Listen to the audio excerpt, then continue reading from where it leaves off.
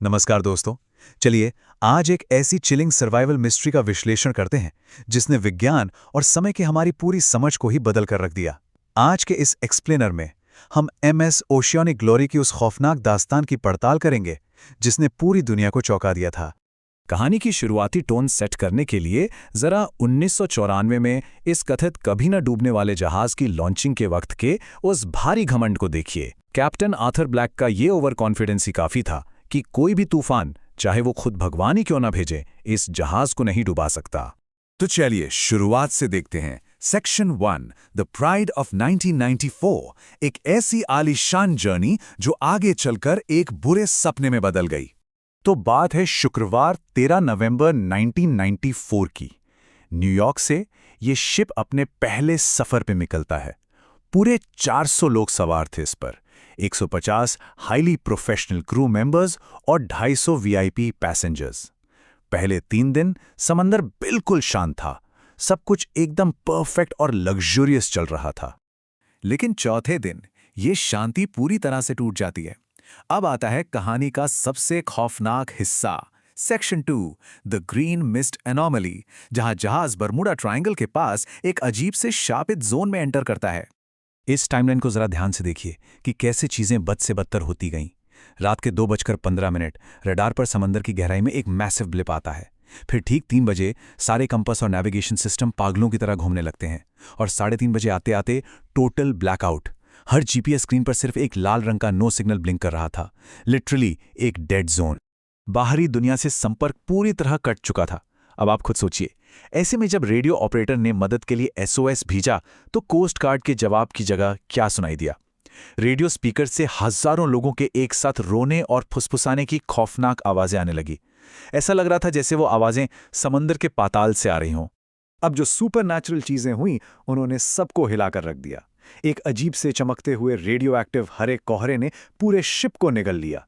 Corridors में बिना चेहरे वाले साए दिखने लगे और एक बात जो बिल्कुल समझ से बाहर थी, रखा हुआ सारा सूखा राशन तुरंत सड़ गया, लेकिन कच्चा मांस एकदम ताज़ा था और उसमें से खून टपक रहा था। इमेजिन कीजिए, इन सब ने कुछ ही दिनों में क्रू को पागलपन की हद तक पहुंचा दिया। टेंशन तब अपने पीक पर पहुंच गई जब 3rd इंजीनियर मार्कस अचानक गायब हो गए। उनका पूरा शरीर गायब था। बॉयलर रूम के अंदर से लॉक भारी लोहे के बक्से में सिर्फ उनके खून से सने कपड़े और जूते मिले। एक पूरी तरह से पैक्ड मिस्ट्री। और यहां से सर्वाइवल इंस्टिंक्ट इंसानी अक्ल पर हावी हो जाता है। Section 3, mutiny and disappearance.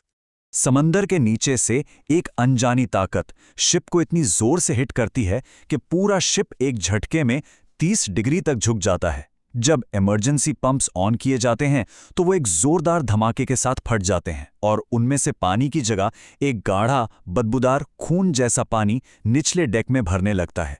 Captain black के लॉगबुक के आखिरी शब्द इस खौफ को परफेक्टली बयां करते हैं। ईश्वर हम सभी को माफ करे, यहां समय रुक गया है, हम नर्क के दरवाजे पर खड़े हैं। ये वो पल था जब उनका सारा घमंड टूट गया। और इसी के साथ फर्स्ट ऑफिसर डेविड कार्टर के नेतृत्व में सर्वाइवल के लिए एक हिंसक बगावत शुरू हो जाती है। अब इस त्रासदी के आंकड़ों को समझना बहुत जरूरी है। उस भगदड़ में केवल 60 लोग किसी तरह लाइफ बोट्स में भाग पाए। पीछे 340 लोग उस डूबते हुए शापित जहाज पर ही फंस गए। 190 लोग तो ऐसे गायब हुए कि कभी नहीं मिले और 150 लोग बाद में कोल्ड स्टोरेज में पाए गए।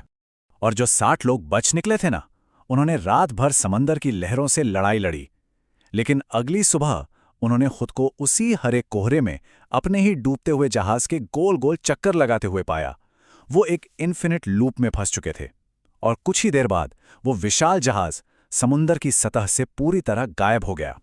कहानी 9 महीने बाद सामने आई एक बहुत ही गहरी साइंटिफिक एनोमली की ओर बढ़ती है। Section 4, the impossible return. Miami Coast Guard को जो मिला उसने साइंस के सारे नियम तोड़ दिए।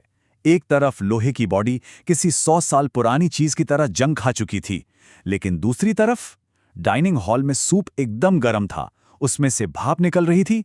कुर्सियों पर लोगों की ज्वेलरी वैसे ही रखी थी, जबकि उनके पास ही क्रू मेंबर्स के पुराने कंकाल पड़े हुए थे। ये सब समय के रुक जाने जैसा था।